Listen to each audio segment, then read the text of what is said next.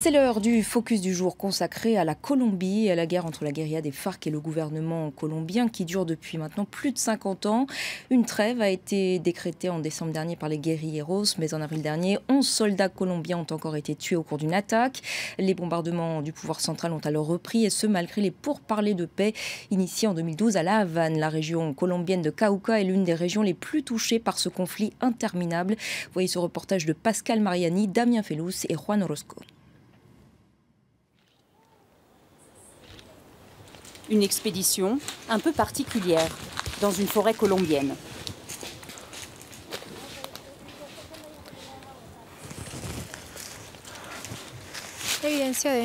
Ça, c'est la preuve d'une explosion, ou plutôt l'impact d'un tir à longue distance et de gros calibre. Lisette représente un mouvement politique de gauche qui milite pour un cessez-le-feu entre la guérilla des FARC et le gouvernement. Elle emmène une commission venue constater dans les montagnes du Cauca la reprise des hostilités. L'armée a bombardé la zone et après le bombardement, ils ont mitraillé tout le secteur sans faire de différence. On est en train de recueillir les preuves. Un dialogue de paix est en cours à Cuba, mais en Colombie, la guerre continue. C'est quoi ça? Par tous les moyens.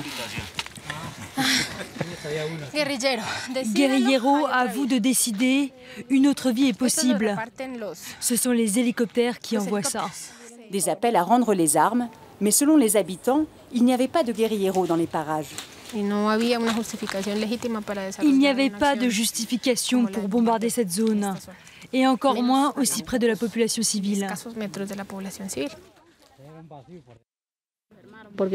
C'était impressionnant. On aurait dit que la maison allait s'envoler à cause du souffle des explosions.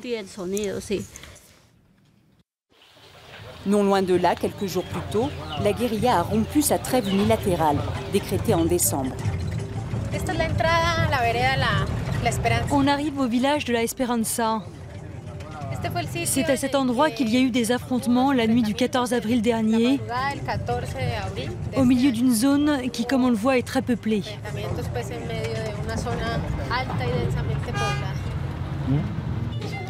L'armée et les FARC se sont repliés, mais le traumatisme est resté. Les guérilleros ont attaqué des militaires qui s'étaient abrités sous ce hangar. Bilan, 11 soldats tués, 23 blessés. Plus que jamais, le gouvernement refuse un cessez-le-feu bilatéral. Après ça, le président de la République a annoncé la reprise des bombardements, ce qui pour les habitants de la région a été comme une véritable douche froide.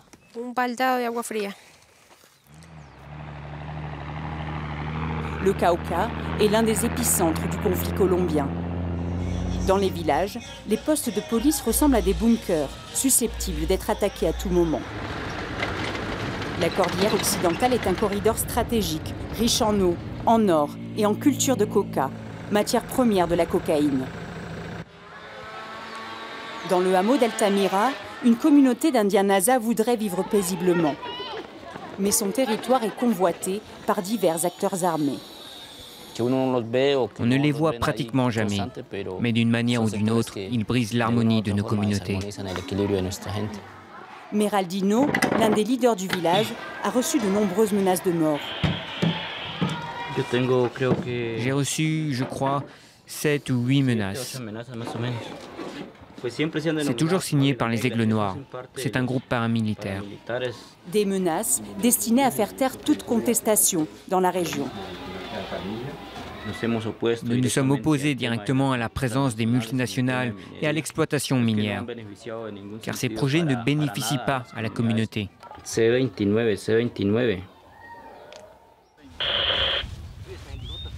À 20 minutes de là, il y a 2 semaines, 5 hommes d'une même famille ont été mystérieusement assassinés.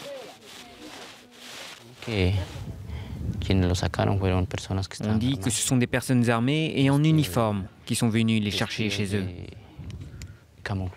Cette femme vient de perdre son époux et son fils aîné. Nous étions 4 dans la famille et nous ne sommes plus que 2.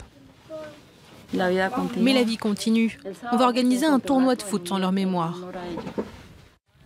On parle d'un règlement de compte, Difficile d'en savoir plus. Dans ces montagnes, la violence est devenue banale, en partie à cause de la coca, qui l'attire fatalement. Presque toutes les familles en cultivent une parcelle. Si par exemple on veut vendre un sac de café au marché, on gagnera moins que ce qu'on a dû investir pour le cultiver. Du coup, les gens n'ont pas d'autre choix que de cultiver ces plantes. Les paysans sont à la merci des groupes armés qui trafiquent la coca. Ici, la paix semble une utopie. De toute façon, si un groupe prend les armes, un nouveau apparaîtra. Donc il n'y aura jamais la paix. À quoi ça peut bien ressembler la paix? Loin du processus de paix avec les FARC, les paysans colombiens continuent de payer un lourd tribut à ce conflit vieux de 50 ans.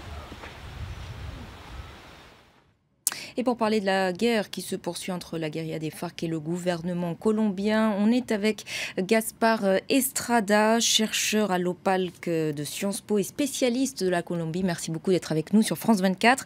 Alors on l'a vu dans ce reportage, la population civile est la première victime de cette guerre qui n'en finit pas depuis plus de 50 ans. Pourquoi est-ce que le gouvernement, en ce moment, lors de ces bombardements, vise certains villages comme ce village qu'on a vu dans la région de Cauca? D'abord, bonjour. Le gouvernement colombien a décidé de maintenir la guerre avec les guérillas, que ce soit les FARC ou le ELN, qui est la deuxième guérilla en importance du pays, justement pour éviter l'échec en tout cas ça avait été perçu comme tel, des négociations de paix de 1998 à 2002, qui s'étaient conclues par une démilitarisation d'une zone importante de la Colombie. Et ce processus de paix, qui donc n'avait pas abouti, avait permis aux FARC, notamment, de se reconstituer une base de soutien, tant logistique que financière, avec l'exploitation des drogues, et de créer en quelque sorte un État dans l'État. Et justement, le gouvernement colombien a décidé de, tout en priorisant la recherche d'une solution pacifique, a décidé de prendre le contre-pied de cette stratégie qui s'était avérée un échec lors des précédentes négociations de paix. Donc c'est pour cela que le gouvernement colombien, tout en maintenant leur discussion à Cuba avec les guerres des FARC, ont décidé de poursuivre cette guerre. Et c'est la population civile qui souvent en paye le prix fort. Tout à fait. Comme dans la plupart des conflits, les populations civiles sont vives dans ces terrains de guerre.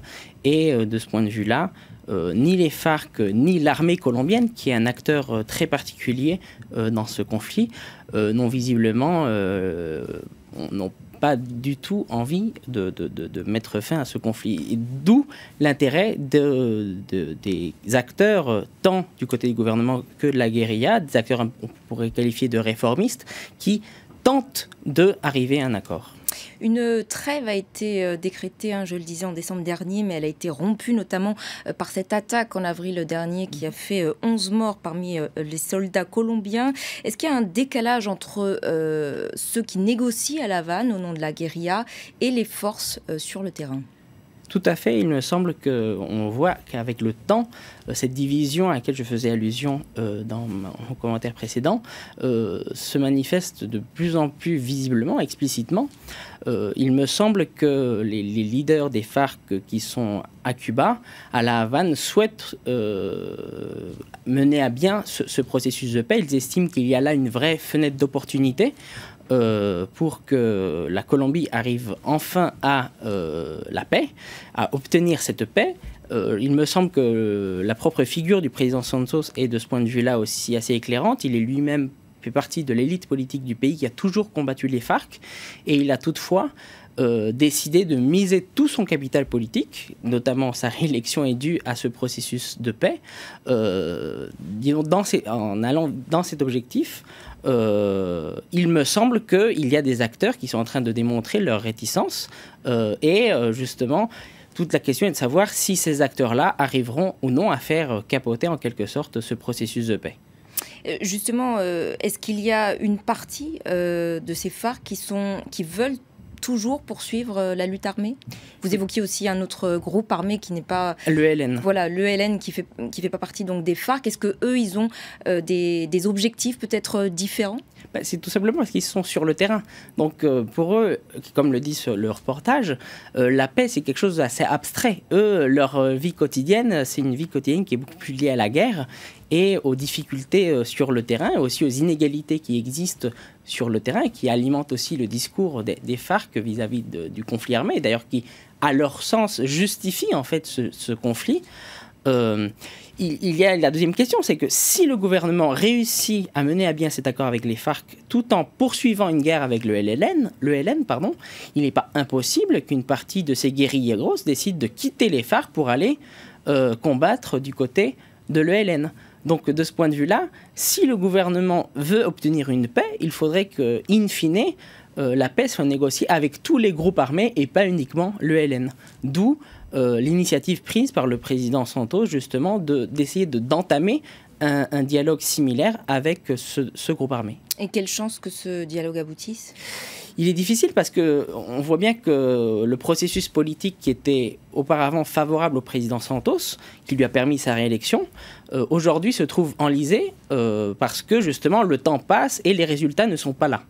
La population colombienne s'impatiente et ces attaques qui peuvent venir des FARC notamment contribuent à décrédibiliser ce processus de paix aux yeux des Colombiens et donne donc des arguments à l'opposition du président Santos, notamment de l'ancien président Uribe, qui lui tente de dénoncer ces accords et d'in fine de stopper ce processus de dialogue. Donc il me semble qu'aujourd'hui, le président Santos se trouve vraiment dans une situation où il devra choisir s'il maintient ce soutien politique à ce processus-là, ou s'il décide de stopper tout simplement cet accord. Il me semble que cette décision n'interviendra pas dans les jours qui viennent, mais plutôt à l'orée des élections locales d'octobre, où le président Santos souhaite faire un référendum visant à avoir une légitimité pour pouvoir poursuivre ce processus de paix.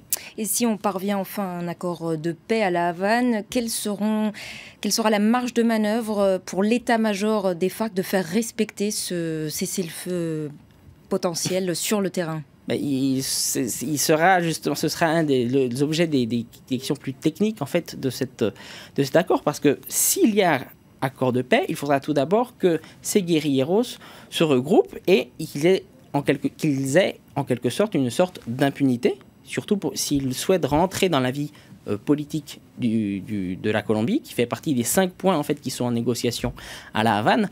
Or, nous sommes dans le premier processus de paix, disons, post la mise en œuvre du statut de Rome et notamment du tribunal pénal international. Donc, garantir l'impunité de crimes de guerre serait une partie assez difficile à mettre en œuvre. Notamment s'il y a un débat parlementaire en Colombie concernant cette impunité. D'où le besoin pour le président Santos, justement, d'obtenir un mandat des Colombiens pour réformer la loi colombienne par décret, pour pouvoir faire en sorte que les guérilleros se concentrent et qui donc fassent une démobilisation collective pour éviter justement les désertions auxquelles vous faisiez allusion. Merci beaucoup Gaspard Estrada pour cet éclairage sur la Colombie.